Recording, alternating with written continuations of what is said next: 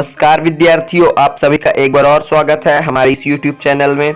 तो आखिरकार हम कक्षा 10वीं का जो महत्वपूर्ण प्रश्न है, मात्र 25 प्रश्न जो कि आपको कल के परीक्षा के लिए पढ़ के जाना है, यानी कि 6 फरवरी के परीक्षा के लिए, ठीक है ना, कक्षा 10वीं वालों को, तो वो हम लेके आ गए हैं।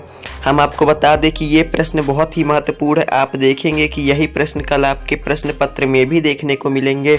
और हम आपको बता दें कि यदि जैसे ही कोई पेपर वायरल या लीक होता है तो आपको सर्वप्रथम हमारे चैनल के माध्यम से प्राप्त हो जाएगा। तो हमारा चैनल ज़रूर सब्सक्राइब कर लीजिएगा और इस वीडियो को इतना ज़्यादा शेयर कर दीजिए कि सबका भला हो जाए, ठीक है ना। और पसंद आएगी तो लाइक कर दीजिएगा। तो चलिए वीडियो शुरू करते हैं। जो सबसे पहला हम यहाँ चैप्टर वाइज शुरू करेंगे, ठीक है ना। चैप्टर का नाम नहीं दिखाएंगे, लेकिन हम क्रम वाइज शुरू कर रहे हैं। ये नहीं कि पहला पार्ट का, फिर उसके बाद तीसरे, फिर पाँचवें, फिर दूसरे, फिर चौथे, ऐसा नहीं, एक लाइन से, ठीक है ना। और आप खुद पढ़े होंगे या कुछ भी किए होंगे तो समझ जाएंगे कि हाँ, ये प्रश्न कितने महत्वपूर्ण है आपकी परीक्षा के लिए। पहला है, ऊष्माक्षेपी अभिक्रिया क्या है, उदाहरण दीजिए, ठीक है। फिर दूसरा है, ऊष्माशोषी अभिक्रिया क्या है, उदाहरण दीजिए, ठीक है। ये 2 प्रश्न हो गया। फिर तीसरा है, निम्न को समझाइए, ठीक है ना। ये सबसे महत्वपूर्ण है, विकृतगंधिता संचारण, ठीक है, विकृतगंधिता और संचारण। अगर आप सभी को इन सभी का मतलब आप सभी को इन सभी प्रश्नों का उत्तर चाहिए तो आपको इसी वीडियो के डिस्क्रिप्शन में हमारे टेलीग्राम चैनल का लिंक मिलेगा, वहां जाइए और तुरंत PDF डाउनलोड करिए सॉल्यूशन का और तुरंत इन प्रश्नों की तैयारी कर लीजिए, ठीक है। तो ये हो गया, निम्न को समझाइए, विकृतगंधिता और संचारण को उदाहरण सहित, ठीक है ना, उदाहरण भी याद कर लीजिएगा। फिर चौथा है, रेडॉक्स अभिक्रिया को उदाहरण सहित समझाइए, ठीक है। आपको रेडॉक्स अभिक्रिया को उदाहरण सहित समझाना है। हम आपको बता दें कि इस वीडियो में हम आपको सिर्फ 25 प्रश्न बताएंगे और उन 25 में से कम नहीं तो 15 या 20 आपको कल के आपके प्रश्न पत्र में देखने को मिलेगा।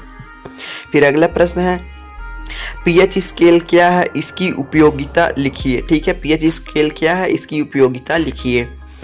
फिर छठवां है, अम्ल एवं क्षार में अंतर, ठीक है। आपको अम्ल एवं क्षार में अंतर याद करना, ये सबसे इंपॉर्टेंट, हर साल आता है ये।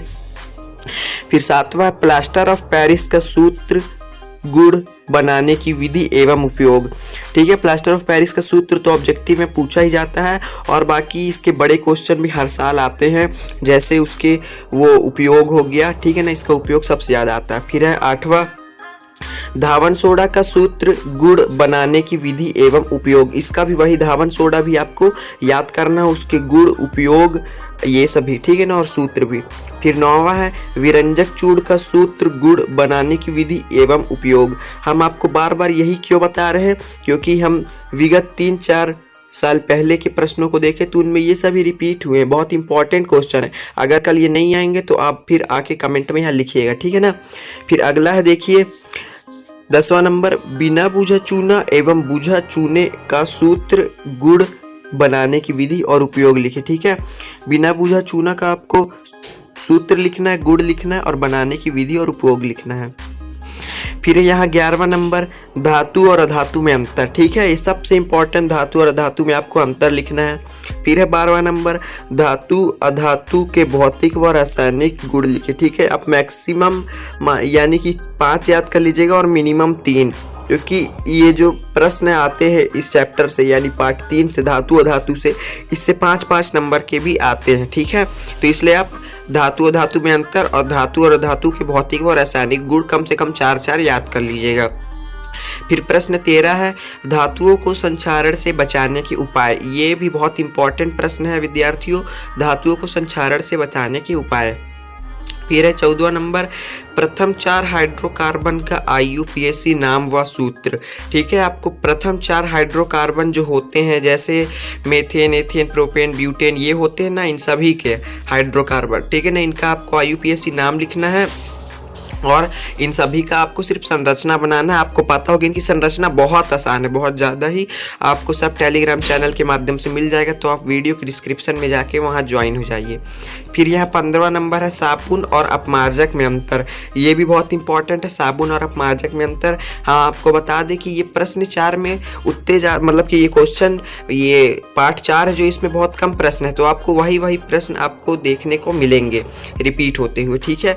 फिर इसका अगला प्रश्न प्रश्न आप ये याद कर लीजिएगा, हाइड्रोजनीकरण क्या है एवं इसकी उपयोग लिखिए। ठीक है, हाइड्रोजनीकरण क्या है एवं इसकी उपयोग बहुत इंपॉर्टेंट प्रश्न है, ये अक्सर करके आता ही है।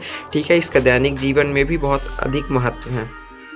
और हम आपको बता दें कि इसके अतिरिक्त आप जैसे एल्डिहाइड हो गया, अल्कोहल हो गया, ये सभी का जो इन सभी का वो है यानी कुल है, वो सभी को आप समझ के चल दीजिए। और वहाँ आएगा ही, कोई एक दे देगा, बोलेगा इसकी संरचना बनाई, तो उसकी संरचना आपकी बनानी होगी।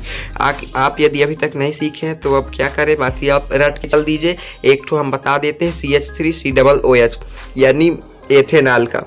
ठीक है ना, एथेनॉल का जरूर आता है। चलिए फिर पार्ट 5 के प्रश्नों में चलते हैं, जो है आधुनिक आवर्त नियम क्या है। ठीक है, आधुनिक आवर्त नियम क्या है। फिर 18वां है मेंडलीफ का आवर्त नियम क्या है, आपको बताना है मेंडलीफ का आवर्त नियम। फिर 19वां है न्यूलैंड का अष्टक नियम। ठीक है ना, आपको ये सभी का बताना है। इनसे सिर्फ 2 या 3 नंबर के ही प्रश्न आते हैं और सिर्फ नियम ही नियम आते हैं। लगभग पिछले कई सालों से सिर्फ यही आ रहे हैं और इस बार भी यही आएंगे, आप लिख के ले लीजिए। ठीक है ना, तो न्यूलैंड का अष्टक नियम हो गया। फिर है 20वां डोबेराइनर का त्रिक नियम लिखिए। ठीक है, डोबेराइनर का त्रिक नियम लिखना है। फिर 21वां आधुनिक आवर्त सारणी क्या है, आपको समझाना है इसमें कितने आवर्त है, कितने समूह है, यही सब। ठीक है ना, फिर अगले चलते हैं तो आपको हम दिखाना चाहेंगे, ये देखिए अब आपको हम दिखा दें लास्ट के जो 2 प्रश्न हम बोले रहे, वो है मेंडलीफ की आवर्त सारणी क्या है, प्रश्न 22, और प्रश्न 23 है मेंडलीफ के आवर्त सारणी के दोष। ठीक है ना, ये बहुत इंपॉर्टेंट प्रश्न है, मेंडलीफ के आवर्त सारणी के दोष। तो विद्यार्थियों यदि आप इतने प्रश्नों को भी तैयार करके चल देते हैं तो आपके अच्छे से अच्छे नंबर आ जाएंगे। अच्छे से अच्छे नंबर मतलब यदि 70 नंबर का आता है तो कम से कम नहीं तो 40, 45, 50 तो आप आराम से खींच लेंगे, ये 40 तक तो खींच लेंगे। ठीक है ना, ऑब्जेक्टिव मिला के ऑब्जेक्टिव भी आपको तैयार करना होगा। बाकी यदि आप इस वीडियो को ज़्यादा शेयर कर देंगे तो हमारे पास पूरा नोट्स है, पूरा ऑब्जेक्टिव का है। ठीक है ना, वो सभी आपको प्रोवाइड हो जाएगा। और सबसे महत्वपूर्ण बात, यदि कोई भी पेपर वायरल या लीक होता है कुछ भी, तो आपको हमारे चैनल के माध्यम से तुरंत मिल जाएगा। चाहे तो आप पिछले 1-2 दिन का वीडियो हमारा देख सकते हैं कि हमने कक्षा 11वीं और कक्षा 12वीं का जो पेपर बताया रहा वही पेपर आ रहा है, तो आपका भी मिल जाएगा। इसमें कोई दिक्कत वाली बात नहीं है। बस आप चैनल सब्सक्राइब कर लीजिएगा, इस वीडियो को ज़्यादा से ज़्यादा शेयर कर दीजिए और पसंद आई होगी तो लाइक कर दीजिएगा। थैंक्स।